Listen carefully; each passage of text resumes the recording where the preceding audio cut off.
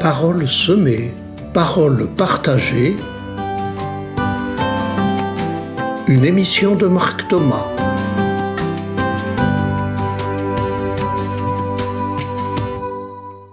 Bonjour chers amis auditrices et auditeurs. Je termine aujourd'hui la trilogie sur ce qui alimente notre sentiment d'insécurité.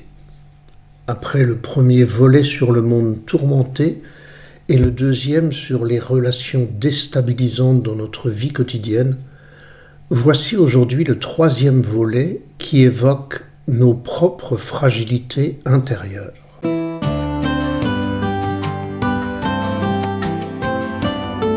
La chronique de Marc. Nous ne réagissons pas tous de la même manière devant la peur, le risque et l'insécurité. Certains affrontent leur peur comme un défi et n'hésitent pas à se jeter dans le vide, dans un saut à l'élastique par exemple. D'autres paniquent devant le vide et ne peuvent pas surmonter le vertige. Certains s'engagent dans tous les combats et osent prendre des risques.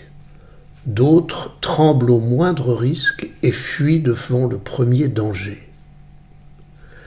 Certains laissent ouvertes portes et fenêtres de leur maison ou de leur voiture, d'autres verrouillent à double tour et multiplient les assurances pour se sentir protégés. Nos peurs sont souvent une partie visible du manque de confiance en soi. Nous nous sentons parfois tellement fragiles intérieurement, incapables de faire face aux risques de la vie ou de nous défendre devant une agression. Le moindre reproche nous laisse sans défense et nous envahit intérieurement, quand d'autres, dans les mêmes circonstances, savent prendre du recul, se protéger et laisser à celui qui reproche la responsabilité de ses jugements. La moindre maladresse de notre part déclenche un drame intérieur et nous culpabilise, quand d'autres, dans les mêmes circonstances, analysent leur erreur et en font une opportunité de progrès. Le moindre dysfonctionnement déclenche notre méfiance devant la vie et ses risques et nous recroqueville dans la peur de ce qui peut arriver, quand d'autres, dans les mêmes circonstances, restent debout devant l'épreuve et apprennent à s'adapter aux conditions difficiles de la vie. Notre sentiment d'insécurité est souvent déclenché par un événement extérieur ou par des relations difficiles. Mais l'impact sur nous de ce sentiment d'insécurité, sa résonance et son ampleur dépendent de notre étayage intérieur, de notre capacité personnelle et de nos failles. Alors comment identifier les causes de nos fragilités ? Elles viennent parfois de notre éducation. Je pense à une jeune mère de famille avec sa première fille qui commençait à marcher. Bien sûr, comme tous les parents, la maman avait retiré les objets qui pouvaient être dangereux pour sa fille. Mais cette maman passait son temps à marcher devant sa fille pour lui éviter de se cogner aux meubles et objets qu'elle rencontrait. J'ai dit à cette maman que je reconnaissais son beau désir de protéger sa fille, mais je l'ai aussi interrogée sur son surplus de protection qui empêchait sa fille d'apprendre par elle-même à se protéger. Et au-delà de la toute petite enfance, comment l'enfant grandissant et l'adolescent ont été encouragés ou freinés pour oser franchir les obstacles, comment ils ont été accompagnés ou retenus dans leurs difficultés et leurs erreurs. Accompagnés non pas par des jugements et des humiliations, mais par un soutien qui permet d'analyser l'erreur, de la transformer en apprentissage et de se découvrir capable de faire face aux difficultés de la vie. Il faut aussi identifier les traces de violence subies. Des enfants ont vécu dans des climats violents, enfants sous les bombes dans les pays en guerre, enfants témoins des insultes et des coups des adultes dans les violences intrafamiliales, enfants eux-mêmes battus ou contraints dans une éducation autoritaire, enfants ou adultes victimes d'accidents de la vie. Tous ces événements et ces climats violents laissent des traces à vie et génèrent des peurs irrépressibles qui ne peuvent être désinfectées et cicatrisées qu'en les verbalisant dans un travail sur soi.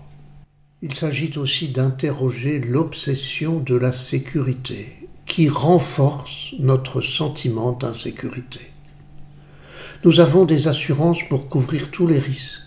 Les services de Météo France ne cessent de nous envoyer des alertes de vigilance sur les risques météorologiques. Des caméras sont disposées au carrefour de nos villes.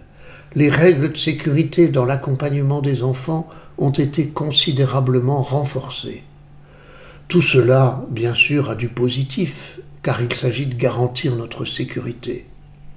Mais ce tout sécurité a aussi un effet pervers. Jean-Louis Etienne, l'aventurier du pôle Nord, écrit ceci dans son livre Le pôle intérieur.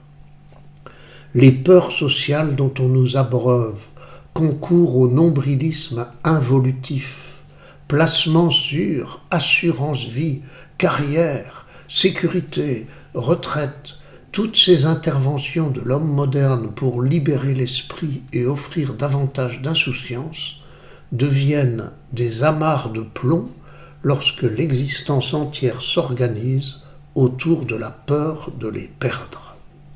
Alors comment se renforcer intérieurement pour canaliser notre sentiment d'insécurité ? Il s'agit toujours de faire un travail sur soi qui permet d'identifier les peurs et la manière dont elles nous paralysent. Mais plutôt que de faire de la théorie, je voudrais maintenant vous partager mon expérience de vie et la manière dont j'ai été récemment libéré du vertige qui m'a pollué pendant plus de 70 ans. En souhaitant que vous trouviez dans ce témoignage des motifs de croire en vos capacités à vous libérer, vous aussi, de vos peurs.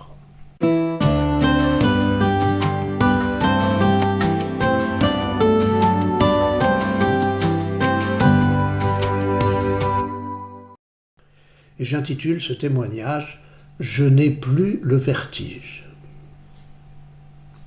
J'ai toujours eu le vertige chaque fois que je passais sur un pont ou sur un chemin de montagne face au vide.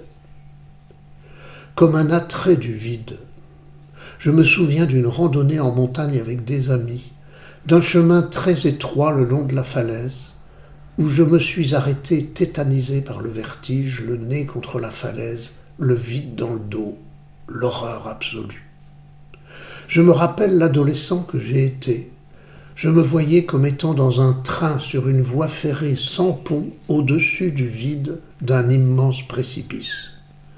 Depuis plusieurs dizaines d'années, un travail sur moi accompagné me permet d'aller chercher le sens de cette image.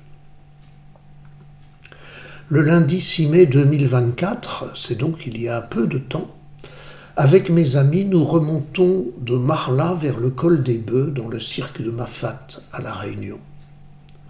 Mon ami connaît mon vertige et me fait choisir entre le chemin plus court de la passerelle ou l'autre chemin qui évite cette passerelle vertigineuse. J'hésite bien sûr, et finalement, je ressens la présence chaleureuse et soutenante de mes amis, et je choisis de passer par la passerelle. C'est souvent le soutien de l'autre qui nous aide à oser. Et là, au milieu de cette passerelle, à ma grande surprise, je peux regarder la profonde ravine de chaque côté des rambardes, je me retourne vers mes amis et je leur crie « Je n'ai pas le vertige », étonné, heureux. Mais cela reste à confirmer. Est-ce seulement dû à la présence chaleureuse de mes amis ou est-ce quelque chose qui a été changé en moi ? Quelques semaines après, sur la route du volcan, je fais un arrêt au cratère Commerson, un immense cratère de 300 mètres de profondeur sur lequel s'avance une plateforme au-dessus du vide. Je n'ai jamais pu aller au bout de cette plateforme. Or, pour la première fois, j'arrive au bout. Je me penche un peu au-dessus du vide, je prends des photos.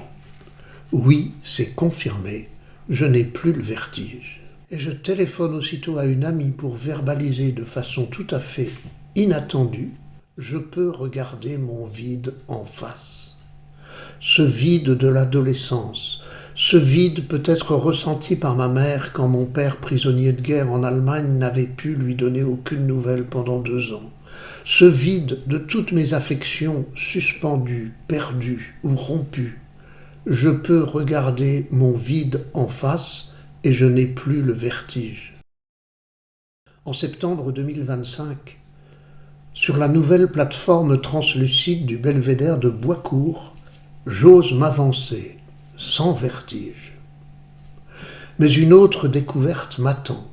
Cette plateforme translucide permet de voir tout ce qui se trouve dans cette immense ravine de 950 mètres de profondeur.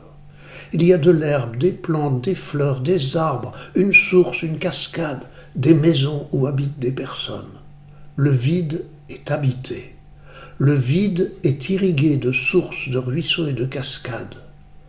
Le vide est habité par des humains qui ont construit leur maison et leur vie dans ce vide. Jusqu'à présent, mon vide ne m'avait révélé que le vide, à en avoir le vertige. Aujourd'hui, mon vide est habité. Tout le travail que je fais sur moi, toutes les étapes de ma vie, ce qui s'y est planté, ce qui a grandi, fleuri et porté fruit, l'évolution de mon cheminement intérieur, les rencontres enrichissantes, tout cela transforme mon vide en me révélant le vivifiant au plus profond de moi, portant du fruit dans mon quotidien.